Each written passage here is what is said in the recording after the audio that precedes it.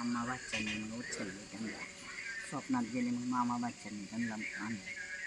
मग त्यांना चौथारा बांधून त्याच्यावर बसवलं शनी शिंगणापूर. त्यांचं शिंगणापूरचं इतकं महत्त्व आहे ना, एकदा त्या गावात चोर आले होते आणि बैल जोडी नेली चोरून. तर त्यांना ते गावाच्या बाहेर जातच नाही आणि ते फिरून फिरून फिरून फिरून गावातच यायचे. गावाच्या बाहेर जातच नाही, दिवस उगावला तरी त्यांना बाहेर जाता नाही. शेवटी सकाळीच कोणीतरी त्यांना सांगितलं की तुम्ही ही बैलजोडी चोरली म्हणून तुम्हाला शनिदेवानेच बाहेर जाऊन दिलं. तुम्ही डायरेक्ट शनिदेवाला दर्शनाला जा. मग ते दर्शनाला गेले. मग त्यांना ते दिसायला लागलं.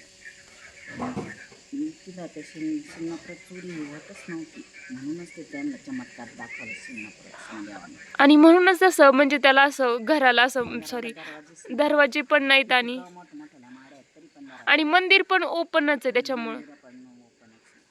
शनिदेवाला मंदिरच नाही, उन्हाताच होणं देत नाही ते उन्हाताच. आणि प्रत्येक घराला त्यामुळे दरवाजे वगैरे नाही, चोरी होत नाही. त्याला ये आपल्या टाटी बनवलेली मोठा बंगला बांधित, पण त्याला टाटीच कुत्र्या काही जाऊ नये.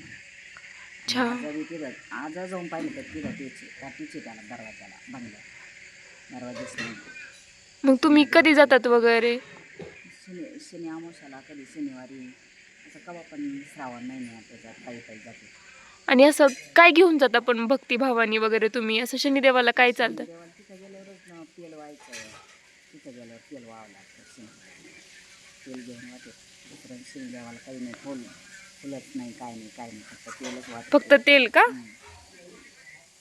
थँक्यू आजी, आम्हाला ही छान अशी शनी शिंगणापूरची गोष्टी सांगितल्याबद्दल. आणि अशाच छान छान गोष्टी आपल्या देवांच्या संस्कृतीशी ऐकण्यासाठी आमच्या चॅनलला सबस्क्राईब करा, लाईक शेअर करायला विसरू नका. थँक्यू.